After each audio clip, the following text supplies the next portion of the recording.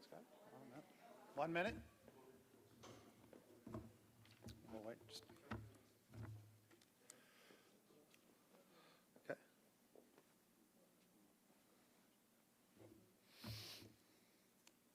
When you're ready, guys.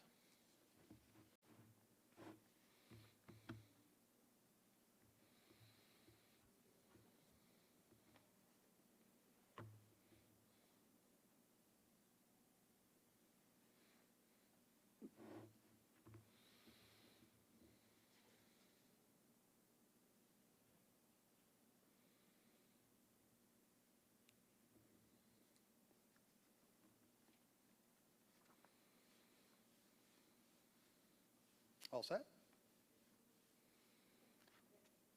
Well, thank you. Thank you to everyone, and good afternoon, and thank you for joining us here today. This afternoon, I am pleased to be joined by City Council Member Scott Sherman, our city's Chief Operating Officer, Chris Michelle, and our Director of Finance for the City of San Diego, Matt Vespi. Today, I'd like to cover a few important updates. The first is how COVID-19 is impacting our city's finances. The second is an update related to our homeless population and our continued efforts to protect them against the virus. And lastly, an update regarding our city personnel. Yesterday, we spoke about the unprecedented economic crisis caused by this unprecedented health crisis. San Diego residents are affected. And that's why yesterday we enacted emergency ordinance to protect both residential and commercial tenants from eviction due to COVID-19 hardships. San Diego businesses are affected, and that's why the council approved my small business relief fund to help employers sustain their operations. And the tourism industry, a pillar of our local economy and the city's third largest source of revenue, is also deeply affected. Hotels that were once bustling with visitors from around the world are unfortunately now seeing occupancy rates fall to single digits, and in some cases, they are closed altogether. When residents are affected, when our businesses are affected, and when tourism is affected, the city of San Diego is also affected, because we are all in this together. Sales tax revenue and tourism tax revenue are all taking an incredible hit. And this is money we count on to pay for public services like police, fire rescue, and libraries. This is a new reality for all of us. And I want to be upfront with San Diegans about the impact that the COVID-19 pandemic is having on the city's budget over the next several months. And I will continue to give these updates as more information and numbers become available. So today, I want to share some preliminary figures with you. These change by the day and sometimes by the hour, but it's where we stand right now. Sales tax, which usually brings in $300 million each fiscal year, is projected to drop by $26 million in the next 4 months. That's our second largest source of revenue. In the same time frame, the tax on tourists who stay in hotels is projected to drop by $83 million lower than expected. That's our third largest source of revenue. In total, early projections show the city is expected to lose more than $109 million through June 30th, when our fiscal year ends. To put this in perspective, $109 million pays for almost the entire Park and Rec department for a year. More than $100 million lost in just a few weeks. This is the impact on the pandemic so far. And public health officials agree that we still have a ways to go. One of my biggest priorities every fiscal year is building up our reserves. And with the support from the City Council, we've established a strong ethic of fiscal discipline. For example, we've created the city's first pension stabilization reserve for situations just like this. San Diego is better equipped than ever before to get through this. But even so, it's nearly impossible to fully prepare for an event of this magnitude. We have been saving for a rainy day. This is a hurricane. The stimulus package coming out of Washington, D.C. offer some support. Passed the Senate is a step in the right direction. And I know we are all thankful that local government was kept in mind, and it will surely provide some relief to San Diego. But the hole being dug here is deeper than anything that we have seen before.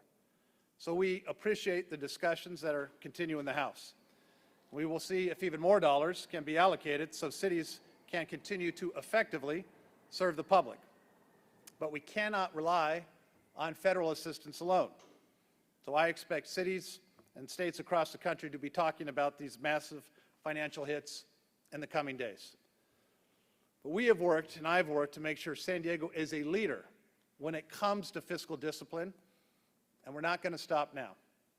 As we work to come up with solutions to address this massive reduction in tax revenue, I want San Diegans at home to know that despite the difficult belt tightening that will need to occur, I know that neighborhoods are priorities for San Diegans, especially now, neighborhood services, and they remain a priority for me. I am committed to ensuring San Diego's neighborhoods continue to come first.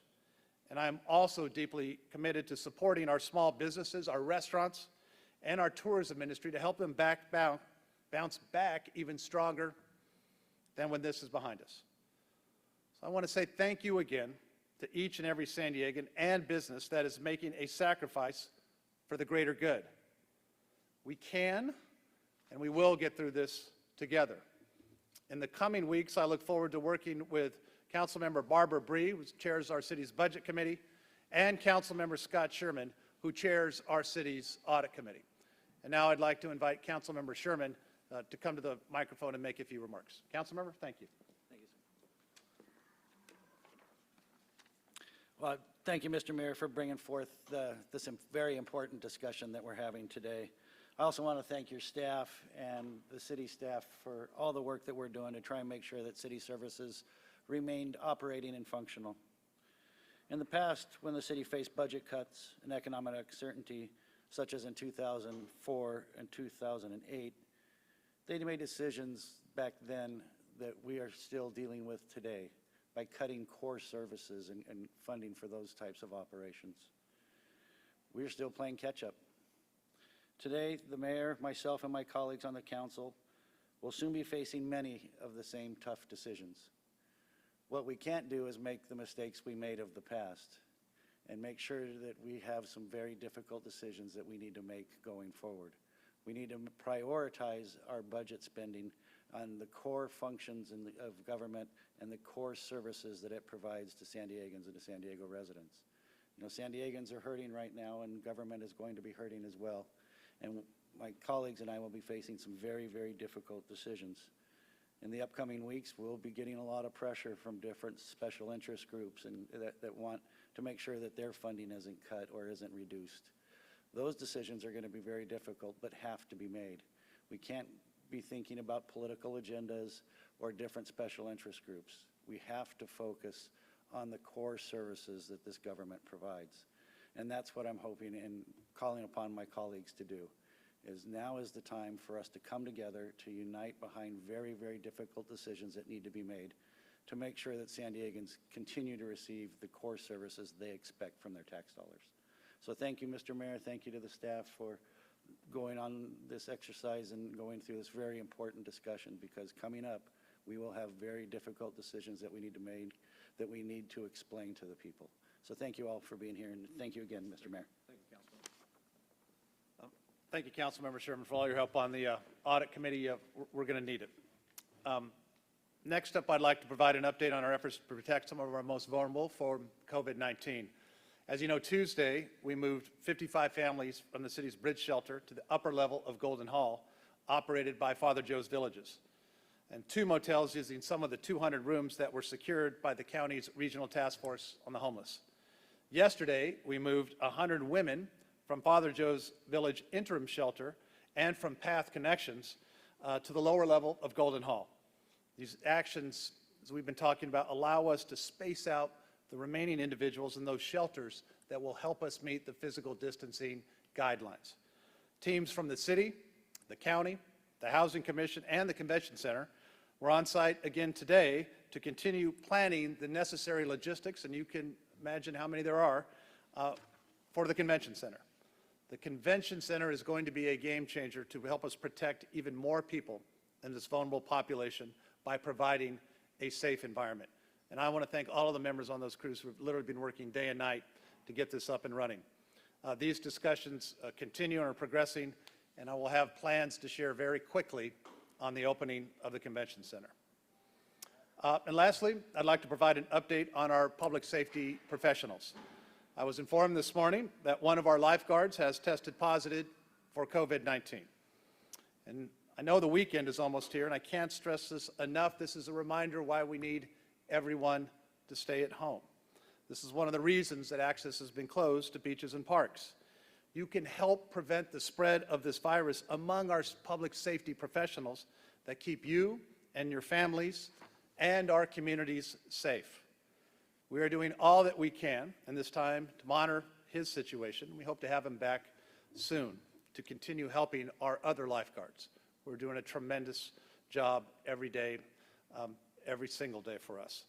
So San Diegans, continue to do your part. We are working to prevent the spread of this virus, but we need everyone's help.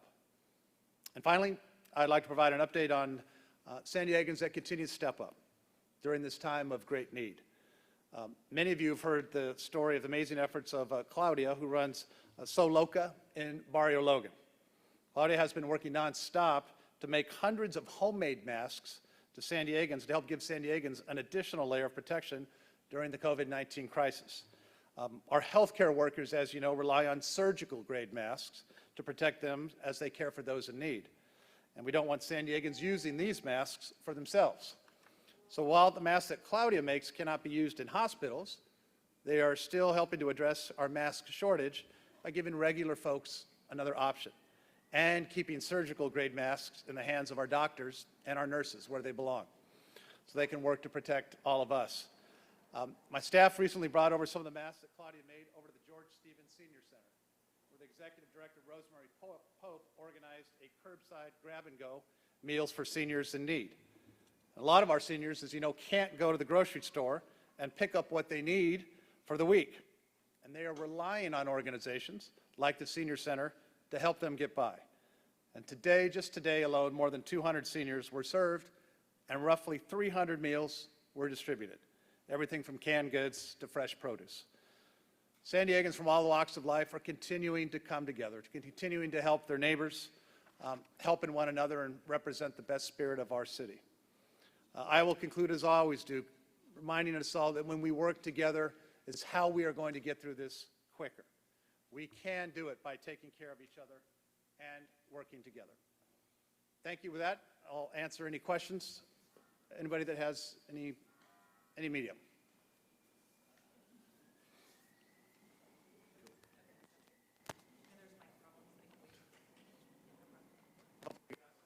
Sure. I want to make sure we can hear you, so I'll give him a sec.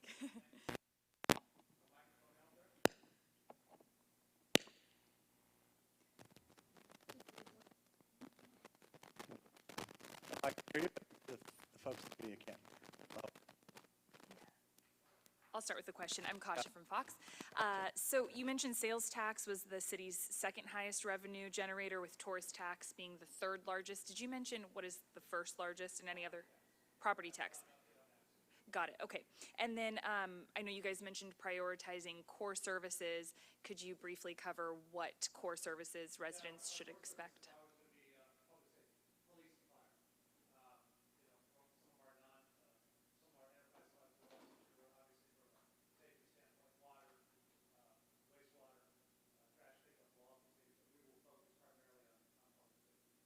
Thank you.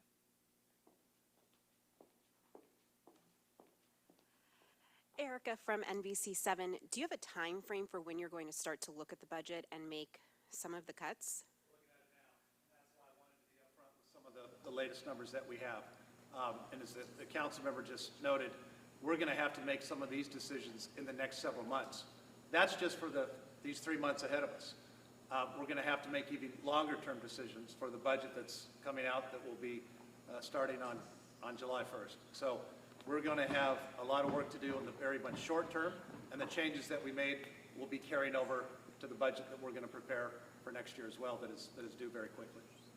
And do you think this is going to be recession-type cuts, or do you think it'll be less since the length of it is projected not to last as long? Make no mistake, these are going to be some of the most significant cutbacks that we've seen in San Diego in quite some time. And we're trying to do it efficiently, again, with neighborhood services in mind. We'll see how we continue to get some dollars and help from the federal government. That'll be welcome. But we're going to have to take care of ourselves as well and make some very tough decisions.